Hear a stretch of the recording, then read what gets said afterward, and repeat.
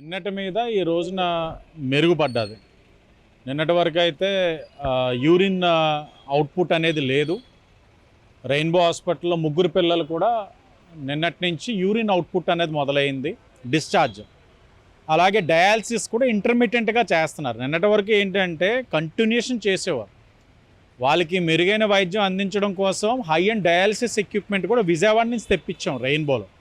ఇప్పుడు పిల్లల వరకు మెరుగుపడ్డది. బట్ స్టిల్ ఇంకా మనం మెడికల్ సూపర్విజన్ అవసరం. అలాగే ఇప్పుడు మనం గమనించినట్లయితే వైజాగ్ నుంచి డాక్టర్ రవిరాజ్ గారిని తీసుకొచ్చున్నాం.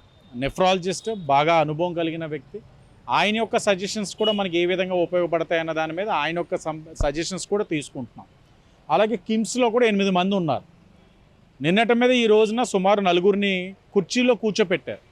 వాళ్ళు గుర్తించారు, వెళ్ళినట్టే నుంచోవడానికి కూడా ప్రయత్నం చేస్తున్నారు. అంటే ఇంప్రూవ్ అవుతూ ఉంది. అలాగే కిమ్స్లో కూడా హైదరాబాద్ నుంచి హై అండ్ డయాలసిస్ ఎక్విప్మెంట్ వాళ్ళు కూడా తీసుకొచ్చారు.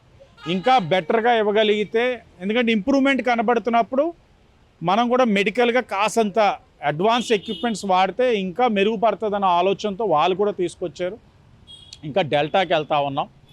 అసెంబ్లీ సెషన్స్ అయినా కూడా నేను ఇక్కడే ఉన్నాను. గౌరవ ముఖ్యమంత్రి గారి యొక్క సూచనల మేరకు ఉండి ప్రతిదీ కూడా అబ్జర్వ్ చేయమన్నారు. టైం టు టైం మెడికల్గా కానీ వాళ్ళకి ఎమోషనల్గా కానీ ప్రభుత్వం అందుబాటులో ఉందన్న భావన వాళ్ళకి తీసుకురావడం జరుగుతూ ఉంది. అలాగే నిన్న రాత్రి చనిపోయిన 4 కూడా వాళ్ళ కుటుంబ సభ్యులకి 10 లక్షల కింద చెక్కులు కూడా నిన్నే ఇవ్వడం జరిగింది.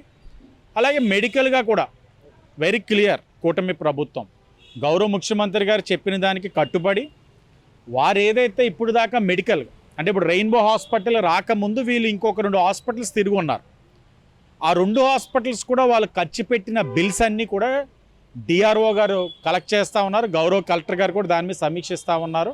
అలాగే ఇప్పుడు జరుగుతున్న ట్రీట్మెంట్ కానీ గతంలో వాళ్ళు వెచ్చిచ్చిన ప్రతి రూపాయి కూడా ప్రభుత్వమే సంపూర్ణమైన బాధ్యత తీసుకుంటా ఉంది. వారు కోలుకునేంత వరకు వైద్య బాధ్యతలు మొత్తం కూడా ప్రభుత్వందే. గతంలో ఖర్చు పెట్టింది కూడా రీఎంబర్స్ చేసే కార్యక్రమం కూడా చేస్తూ ఉన్నారు. సర్వేలు ఎలా జరుగుతున్నాయి? ప్రభుత్వం ఒక పక్క చేస్తూ ఉంది, నివేదికలు ఎప్పుడు వచ్చే అవకాశం? సర్వే అన్నీ కూడా ఎప్పటికప్పుడు చేస్తూనే ఉన్నాం. నిన్న ఒక 2 కాస్త అనుమానాస్పదంగా కనబడ్డారు. బట్ క్రియాటిన్ లెవెల్స్ అన్నీ కూడా అంత హై లేదు కాబట్టి వాళ్ళని మెడికల్ సూపర్విజన్లో పెట్టున్నాం. ఎవ్రీ 1 అవర్ కూడా హెల్త్ తీసుకుంటున్నాం, వాళ్ళ యొక్క బులెటిన్ కింద తీసుకుంటున్నాం. డిఎంఎండ్హెచ్ఓ దాని మీద సూపర్విజన్ చేస్తున్నారు. ఇప్పటికీ 350 దాకా శాంపిల్స్ తీసుకోవడం జరిగింది.